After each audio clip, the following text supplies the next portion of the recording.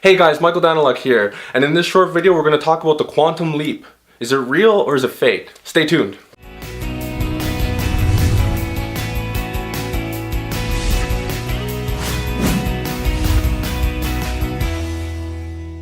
So quantum leap theory, let's dig a little deeper into this. I want to start this off with a particular quote. And it's, someday when my ship comes in, someday when I have the money, someday when I have the time, someday when I have the skill, someday when I have the confidence. How many times have you honestly said that to yourself? I used to say it to myself all the time. I kept waiting for something to happen for me to take action. And here's the news. Someday doesn't exist. You can look on the calendar as far as you want. You can look on your phone. You can Google it. Someday never exists. It never has existed. It never will exist. But here's the good news to that.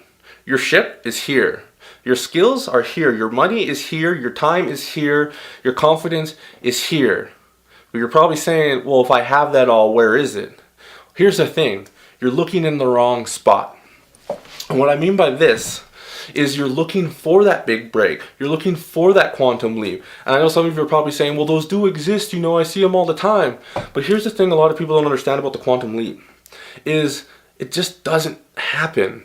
It's a buildup of small steps over time that creates momentum, and then it happens. When you see a quantum leap, when you see a big breakthrough, when you see someone go through a massive change in their life, you don't see what they did to get there. You only see what happens after they did. And you judge them on that point forward. You don't judge them from that point back.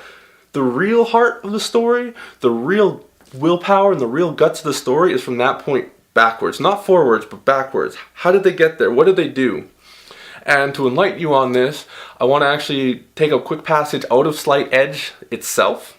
A lot of people think Abraham abolished slavery, and in a way he did in the US, but he didn't start that movement. So I want to read you this passage. Okay, so I got my book here, Slight Edge, so you can see it.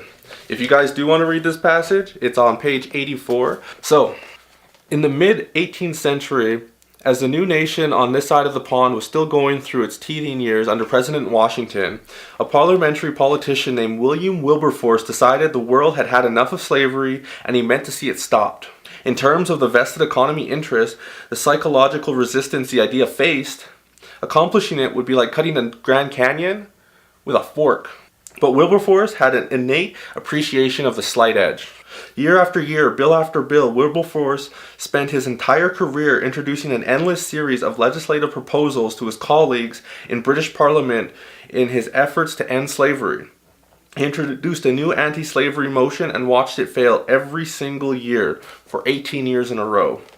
Finally, the water wore down the rock. 3 days before Wilberforce's death in 1833, Parliament passed a bill to abolish slavery not only in England, but throughout its colonies.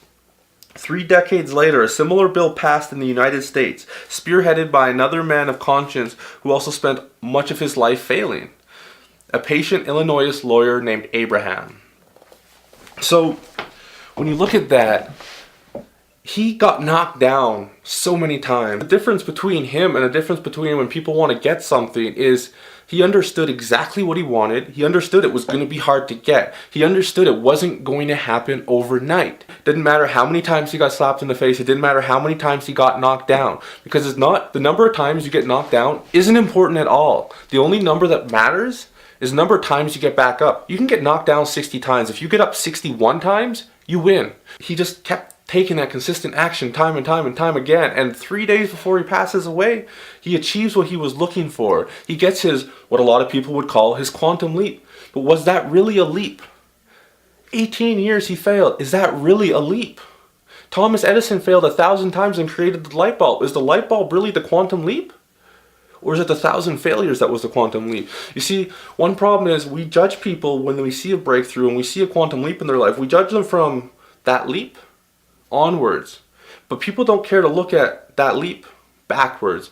That leap backwards is where all the magic is. It's where all the willpower is. It's where all the guts and all the heart of the story is. Luck isn't random, but it's real. And people don't understand that. They have the lottery ticket mentality. You need to get out of the lottery ticket mentality if you want to achieve what you want. Like a famous quote from Coleman Cox that says, "I'm a great believer in luck. In fact, the harder I work, the luckier I get." Think about that for a second.